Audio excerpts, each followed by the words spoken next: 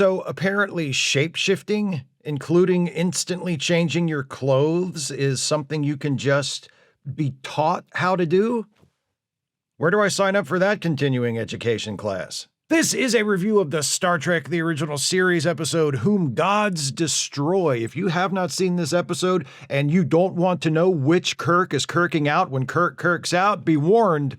Spoilers beyond this point. They say never meet your heroes, usually because it turns out they're racist, but Captain Kirk is about to discover another reason. They might also be fucking nuts. The Enterprise arrives at Elba 2, a planet with a poisonous atmosphere that is the location of an asylum for the criminally insane, where the few remaining inmates who haven't been rehabilitated by the advanced medical technology of the Federation are kept. Captain Kirk's mission is to deliver a newly developed medicine that will hopefully, as Kirk puts it in his captain's log, eliminate mental illness for all time. Whoa, hold up, pump the space brakes. Eliminate mental illness? Then what will we blame for mass shootings? Kirk and Spock beam down to the asylum with a couple of cans of the crazy cure, and they're met by Governor Corey, who reactivates the force field that protects the asylum as soon as Kirk and Spock are done materializing, and says, "Now that you're trapped here, you have no choice but to accept my invitation to dinner." Ha ha ha, I'm just having fun.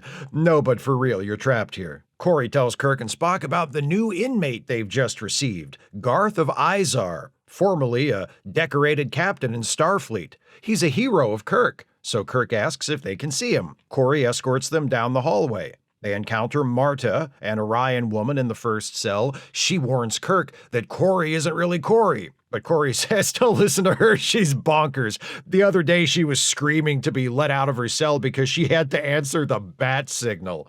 I guess that means she has to pee? I don't know. At the end of the hallway, after passing cells containing an Andorian dude and a Tellarite dude, they come to Garth's cell.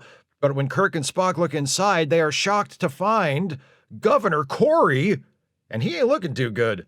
They turn to the Corey who's been escorting them, and with a flash, he transforms into Garth of Izar. Garth is packing a phaser. He opens the other cells, and Marta, the Andorian, and the Tellarite all walk out, obviously members of Team Garth. Spock is knocked out and dragged off, and Kirk is confined in the cell with the real Corey. Garth, who insists that he be addressed as Lord Garth, explains that he has destroyed the mental illness cure, which he considers poison, and orders Kirk to help him take command of the Enterprise so that he can begin his conquest of the galaxy. Kirk's like, I can't get behind that, and neither will the crew of the Enterprise. So Garth uses his shape-shifting gimmick to transform himself into an exact duplicate of Kirk and says, how about now? Pretty neat trick, right? I also do a decent Nicholson and an absolutely killer Walken, but there's no time for that. Garth and Marta leave. Kirk turns to Corey like, so what's with the shape-shifting? Since when can he do that? Corey explains that the people of the planet TOS showed him how to do it. Well, that was nice of them. In the asylum's control room, Garth as Kirk, with his Andorian and Tellarite buddies standing by, contacts the Enterprise. He says, hey, it's me, the real Captain Kirk, beam me up. Scotty, in command on the Enterprise while Kirk is away, responds, no problem, sir. Queen to Queen's level 3. Garth Kirk is like, yes, and a pleasant journey on the REO Speedwagon to you too. He again directly orders Scotty to beam him up, but Scotty won't do it. They set up a security code before Kirk beamed down, see? And Garth doesn't know what he's supposed to say. So he gives up and ends the call and throws the most epic Shatner tantrum in Star Trek history. I don't usually show video clips in these reviews, but this time I don't see how I have a choice.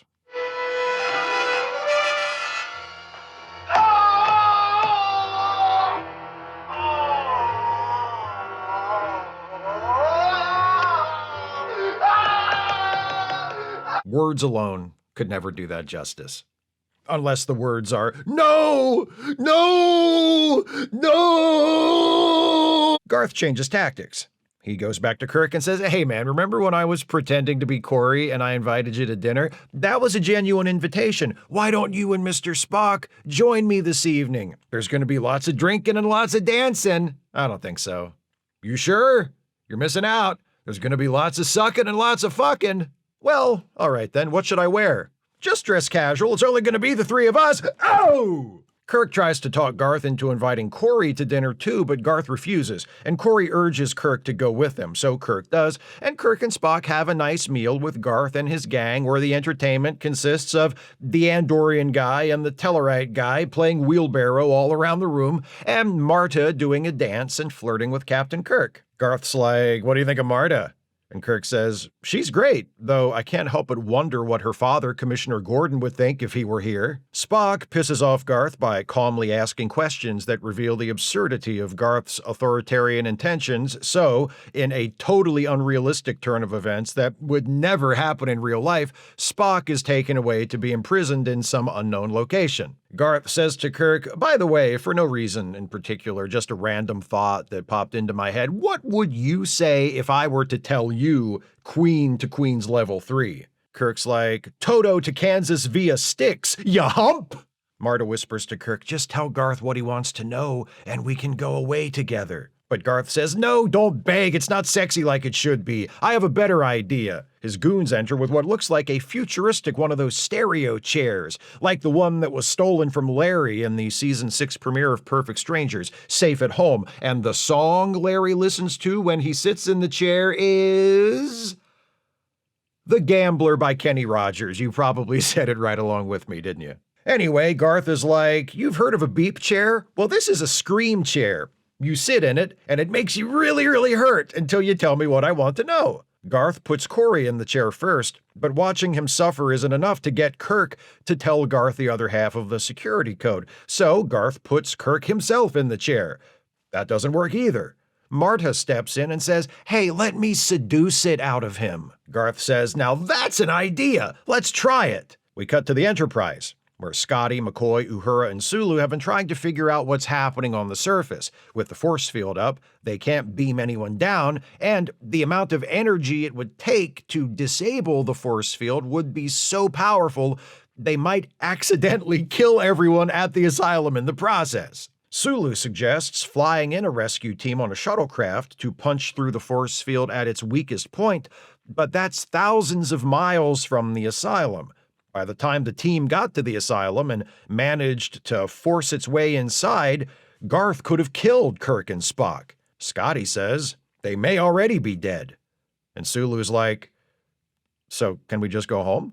Kirk is resting up after his sit in the scream chair, and Marta says, "I told Garth I'd seduce you into telling me the code to get aboard the Enterprise, but I lied because the truth is I'm super into you." Kirk says, "I can help you get away from Garth, but first you have to help me get back to the Enterprise."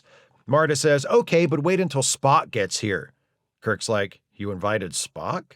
I heard you were into threesomes. You won't be disappointed. Spock and I are quite the dynamic duo, if you know what I'm saying." And then she grabs a hidden dagger and tries to kill him, and Spock walks in and neck pinches her, pulls a phaser, and turns to Kirk like, "Should we get out of here or what?" They make their way down the hallway until they spot the Tellarite guy standing guard. Spock's like, "You just stay out of my way, pig face, and you won't have to worry about nothing!" And he stuns him with a blast from the phaser. They enter the control room. Kirk calls the Enterprise, tells Scotty to send down a security team and also have McCoy prepare some more of that mental illness cure. Scotty's like, "Sounds good. Queen to Queen's level 3. Kirk looks to Spock with uncertainty. He tells Scotty, "Spock will give the countersign. Go ahead, Spock."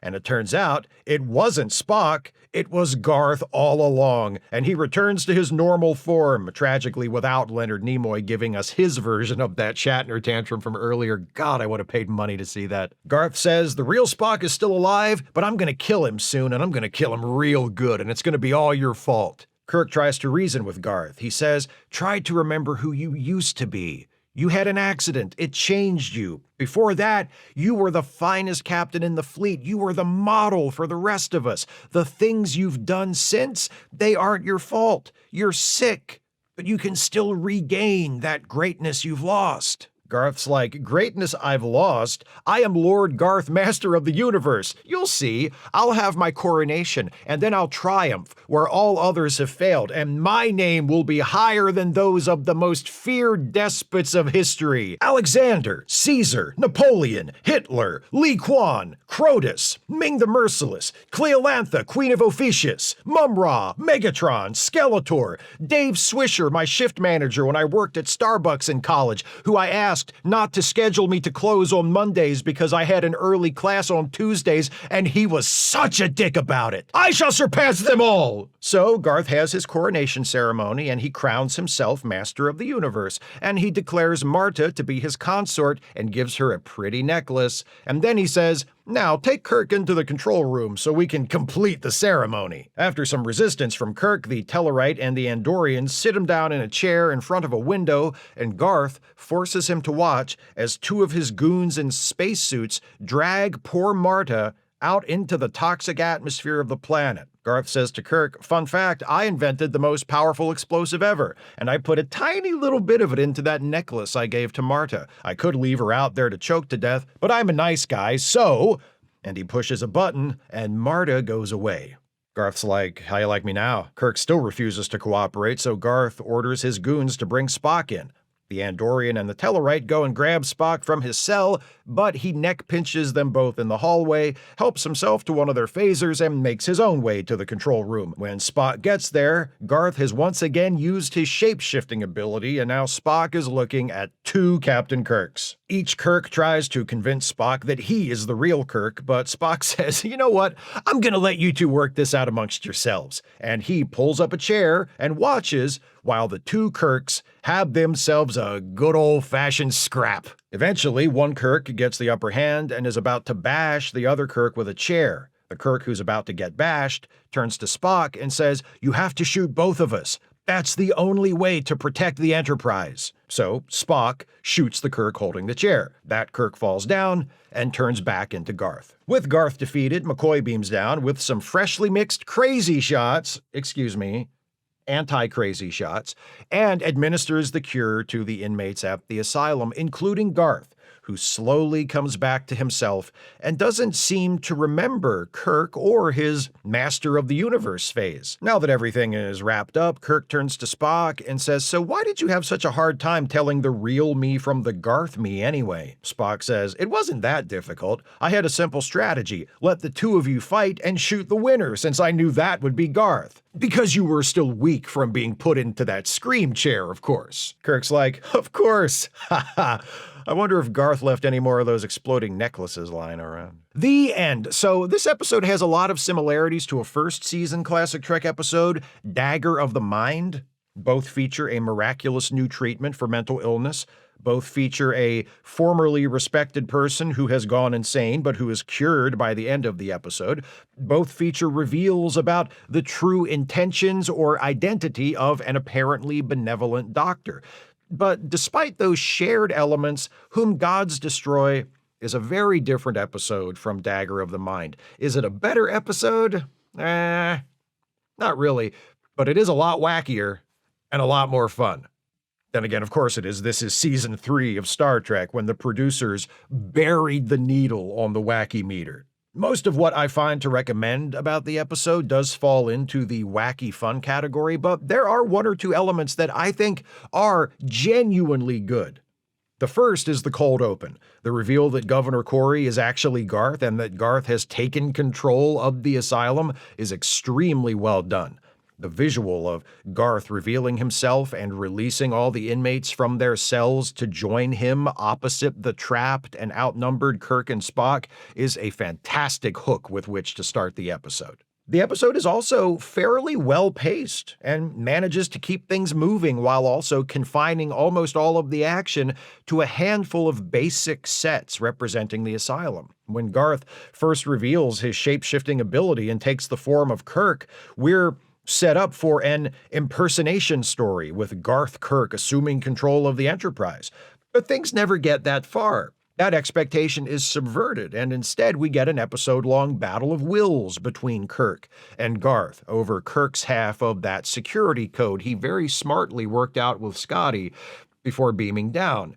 Garth's efforts to get the countersign out of Kirk are numerous and varied enough that things never get too dull. He tries torturing Corey, then directly torturing Kirk, and when that doesn't work, he sends Marta in to seduce Kirk into giving up the countersign, or so we think. That's another very nicely done double cross, first of Kirk, then of us. Marta tells Kirk her loyalty is to him, not to Garth. Then she tries to kill Kirk. Then Spock comes to the rescue, and when the moment comes for Kirk to give Scotty the countersign, he realizes that Spock might not be Spock, and that turn is done very effectively. It's obvious in hindsight, but doesn't play like a foregone conclusion because so much has happened leading up to it. And because by that point, it's been a little while since we've seen Garth use his shape-shifting ability. Kirk realizing that he might not be able to trust Spock with the countersign not only shows us that Kirk is no dummy, it also drives home how trapped and paranoid Kirk is feeling in that moment. He might be seconds away from freedom, or he might be about to give away a deadly advantage to his enemy. He has to remain guarded at all times, even with Spock, because he can't even count on Spock being who he appears to be. Speaking of Garth's shape-shifting gimmick, that Kirk versus Kirk fight is pretty damn good. Leonard Nimoy complained to the producers about this scene, feeling that it sacrificed character for action, but I'm actually fine with that in this case, with the exception of a few split-screen shots, like the one where one Kirk is about to hit the other with a chair. The fight is accomplished entirely through the use of a stand-in. Unlike some other Star Trek fights where once the action starts, we cut to a wide shot showing two stunt doubles who are obviously not the regular actors, the effect here is pretty convincing. Shatner's stand-in looks a lot like him. Same hair, same body type, even resembles him facially, and the fight is blocked carefully enough and carried out at a quick enough pace that unless you're looking very closely, it's not obviously Shatner grappling with a double. It's a basic but very well executed bit of movie magic. Even though she winds up being a sacrificial lamb, the writers take the trouble to give Marta some personality and a place in the story beyond just being Garth's girl. Yes, she does the obligatory dance required by an Orion woman, but she also has a quirk that involves her reciting lines from well-known poems and then claiming credit for writing them. When Garth points out that one verse she's just shared is from a sonnet written by Shakespeare, Marta fires back, "Well, I wrote it again yesterday." That bit and a few others provide Yvonne Craig with the raw material necessary to make Marta into a character rather than just a sexy plot device. I mean, she is a sexy plot device, ultimately, but she's not just that. As Garth of Izar, Master of the Universe, Steve Ihott turns in a terrific performance. He isn't a full-on cartoon character. He presents as cool and in control most of the time, but his grip on reality is obviously pretty loose. His plan, first to commandeer the Enterprise and then to take over the galaxy with the help of a fleet of ships which will flock to his banner because of his irresistible power, is held together by the logic of a child or a deeply delusional person. His affectedly regal facade is easily broken by Spock's questions and Kirk's stubbornness. I love the little details Ihott throws in, like how Garth always wears his fur coat with one arm out. And I love how even though he's pretty goofy for most of the episode, he still comes across as chilling when he nonchalantly murders Marta with an explosive necklace he just gave her. But for all the parts of this episode that are well done, it's the silly stuff that stands out the most. Shatner's breakdown after Garth Kirk fails to convince Scotty to beam him up the first time is a masterpiece of overacting, unrestrained, unselfconscious, demonstrating why even when he's not being a good actor, Shatner is almost always an entertaining actor.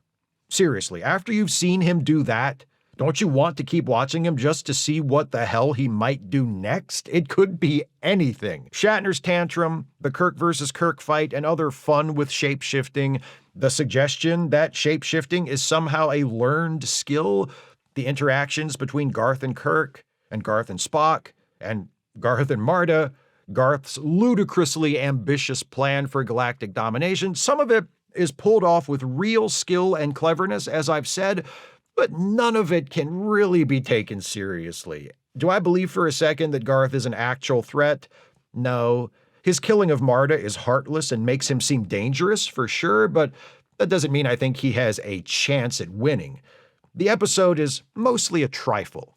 And in this case, that's just fine, because it's a well-made trifle. It's not perfectly made, though. The justifications for why Scotty and the others on the Enterprise can't come to Kirk and Spock's rescue are pretty thin. At one point, Sulu suggests flying down a team aboard a shuttlecraft and penetrating the force field at its weakest point, but that plan is nixed because the weak point is too far from the asylum and the team would never be able to cover the distance on foot while also transporting the weapons and equipment they would need. But why couldn't they just fly the shuttlecraft to the asylum once they'd gotten through the force field?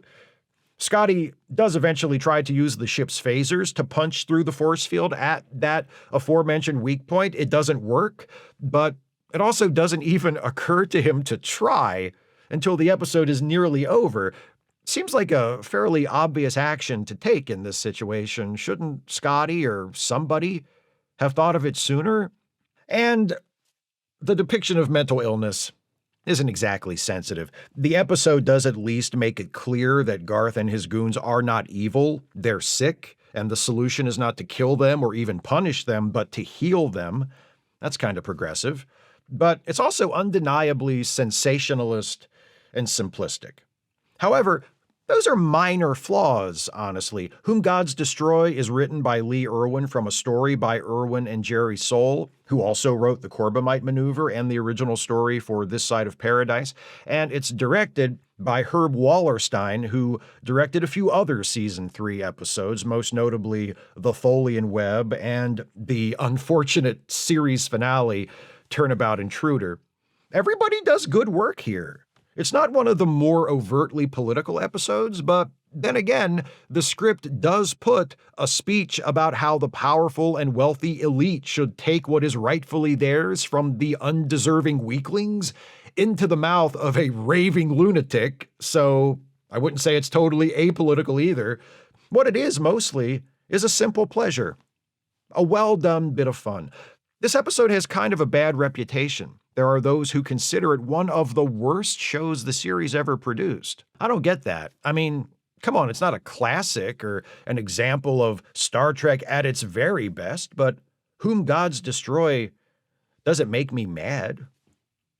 Those are my thoughts on Whom Gods Destroy. What do you think of this episode? Please share your thoughts with me in the comments. If you'd like to support this channel, and I sure wish you would, if you can afford it, you can do so by becoming a patron at patreon.com/Steve Shives, becoming a channel member by clicking the join button, or by making a one-time gift by clicking the thanks button, or via PayPal or Venmo. Links are in the description. Please join me next time as this batch of reviews of episodes about Starfleet gone bad continues. Next up, an episode of Star Trek The Next Generation titled Conspiracy. That's a fun one. See you then. Thanks for watching, and take care, everybody.